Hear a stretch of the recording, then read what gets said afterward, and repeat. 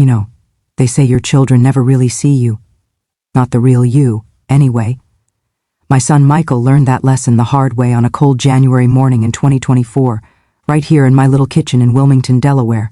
I'm 72 years old now, with silver hair I've earned every strand of, and hands that shake just slightly when I pour my morning coffee.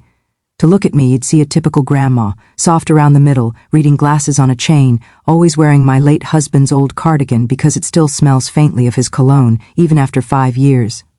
But Michael forgot something important that morning. He forgot what these shaking hands used to do. Let me back up a bit. It was one of those brutal winter days we get here on the East Coast, where the cold seeps right into your bones no matter how high you crank the thermostat.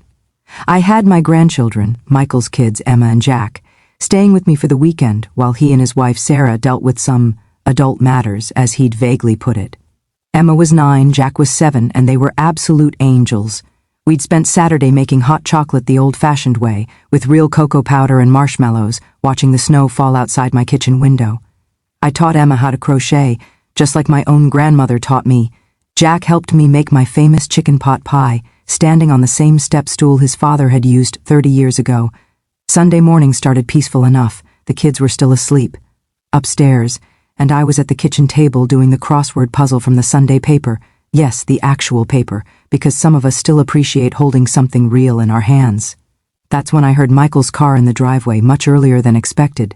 He didn't knock, just used his key and came barging in, and I knew immediately something was wrong. His face was red, whether from cold or anger I couldn't tell. Maybe both. "Mom, we need to talk," he said, not even saying good morning. I set down my pen. "Well, good morning to you too, sweetheart. Coffee's fresh." He waved that away, started pacing my small kitchen like a caged animal. "I need money, Mom, a lot of it." My heart sank.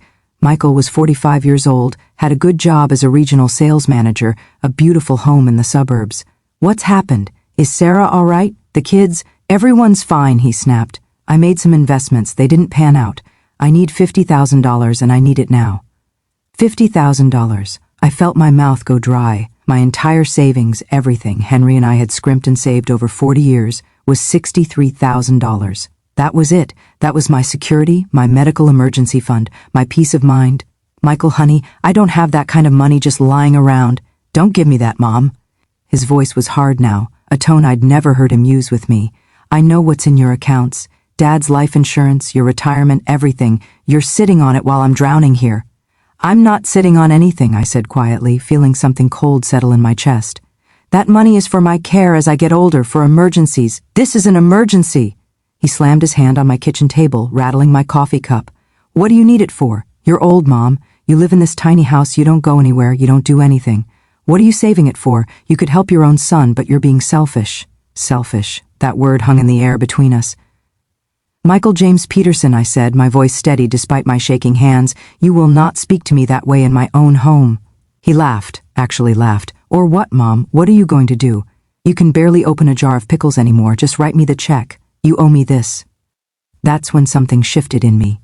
I stood up, all 5'3" of me, and I looked at my son, this man I'd carried for 9 months, nursed through midnight fevers, taught to R.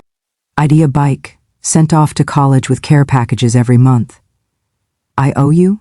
I repeated softly. "Yeah, you do, after everything. Sit down, Michael."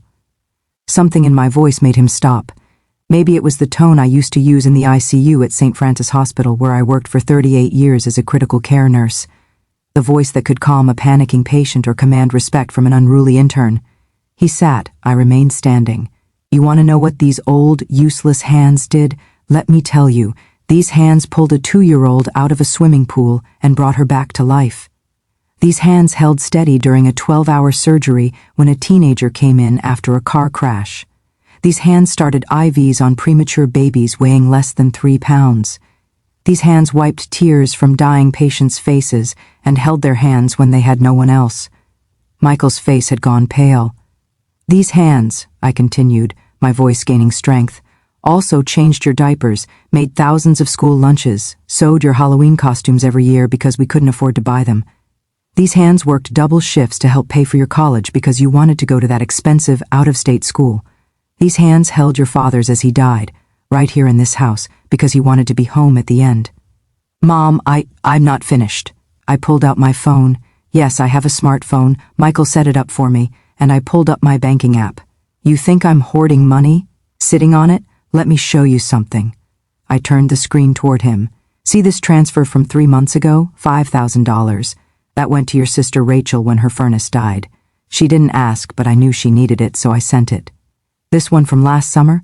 $2,000 to the children's hospital where I used to work, for their NICU fund. This one from Christmas? $800 split between 4 different charities because your father and I always believed in giving back. Michael was staring at the screen, but I wasn't done.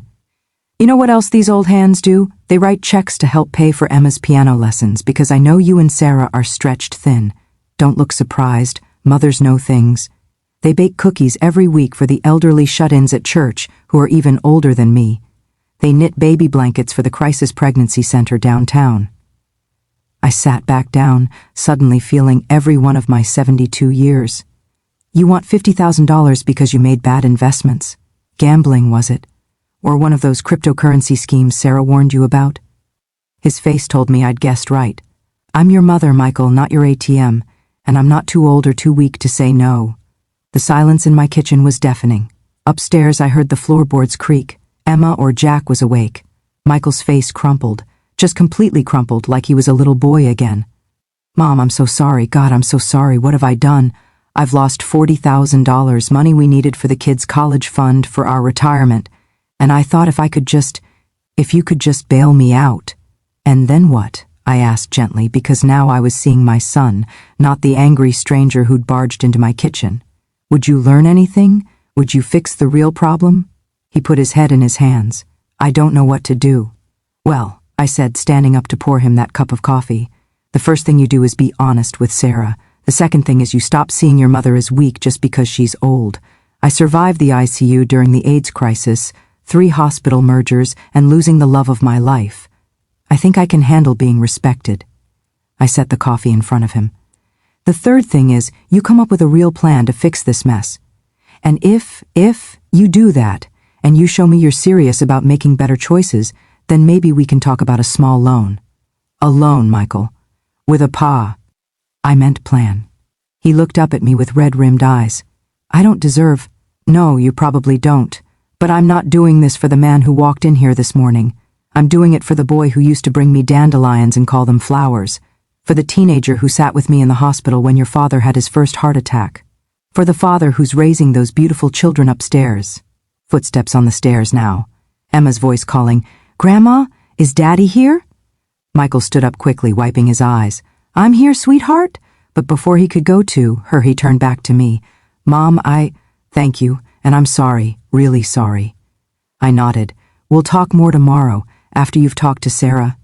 He left a few minutes later, hugging his kids tight before he went. I watched his car pull away, and I sat back down at my kitchen table with my crossword puzzle. But my hands weren't shaking anymore. Emma came and crawled into my lap. She was getting too big for it, really, but I'd never tell her that. Was Daddy okay, Grandma? He will be, I said, smoothing her hair. He just needed to remember something. What? I smiled. That his mother might be old, but she's not helpless, and that the strongest thing in the world isn't money or power. It's knowing when to fight back and when to show grace. She seemed to think about that. Then, Grandma, can we make pancakes? Absolutely, Angel. Let me just finish this puzzle. But I couldn't concentrate on it anymore, because as I sat there with my granddaughter, I was thinking about the real conversation Michael and I would have tomorrow, the one where I'd help him, not with money, but with something better, a plan, structure, the kind of tough love I'd learned from 38 years of saving lives. You see, in the ICU, we had a saying, stabilize, then strategize. Michael needed both, and whether he knew it or not, his old mother was exactly the right person to provide it. After all, these hands had saved hundreds of lives. What was one more?